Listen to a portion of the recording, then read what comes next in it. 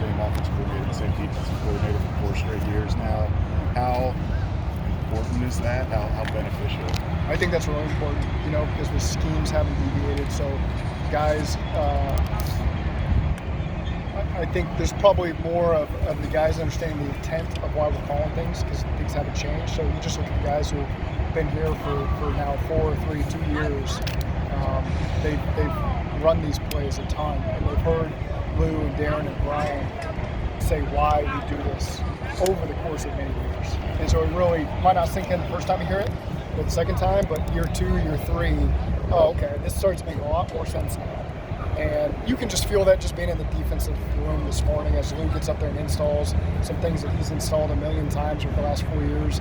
But you can just feel those guys that have done this a lot, the confidence they have, and asking him, hey, call this. We need this in the game, and because they understand why and the pressure it puts on the offense and the challenges it makes. And so that part's been really fun for me to watch these players just continue to evolve to a level where they take full ownership of these schemes. It's not just Lou, it's not just Brian, not just Darren. These players have taken ownership in this stuff, and as you saw, Joe can run it.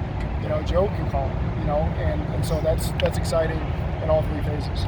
When you hired Lou and Brian, does it enter your mind at all that you're making them first-time coordinators, that even if they do blow up and get attention to be head coaches, that they're not going to leave you after a year or 2? That this was kind of a vision that we're going to stick together for 3, 4 years before maybe anybody plucks anybody. That's impossible to predict. Yeah. You're just hiring people that you trust. You believe in their ability to coach and do their job at the coordinator level. Guys that I have a good rapport from, I know what I'm getting from them. Obviously, there were challenges that we all faced initially, but I think when they've got your back, you've got their back. It allows you to work through some of the things that maybe some places they don't work through that. They make a change, and so I think it was really good for us to have that relationship together where, when the going was tough, we would all stick together as a coaching staff and work through it, and that's why we were able to do a lot of things we did this year.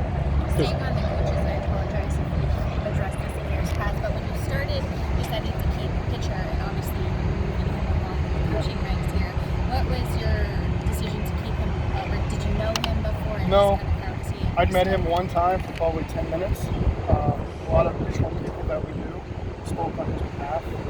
He was well regarded here in our organization, which is significant. And he's obviously lived up to the hype, and he's made a tremendous impact on me. He does a heck of a job. I don't really call him a young coach. He's in this profession now, and the age of some of these guys, he's right there with makes a lot of head coaches. He's got an extremely bright future. We're really lucky to have him. Happy that he's been here a long time now. He's had a lot of different experiences. He's been in a scouting department, so that shows up sometimes in the off-season work because he's got that experience. He's got the experience of quality control, doing all the grunt work. He's got the experience of being in the receiving room and learning that. I think that's critical for guys that play the quarterback position, experience coaching in that room. And now he's got to coach, a guy who's coming up the ranks in this profession with Joe. He got him as a rookie. He's been around the vets. He's got a rookie. He's helped develop him.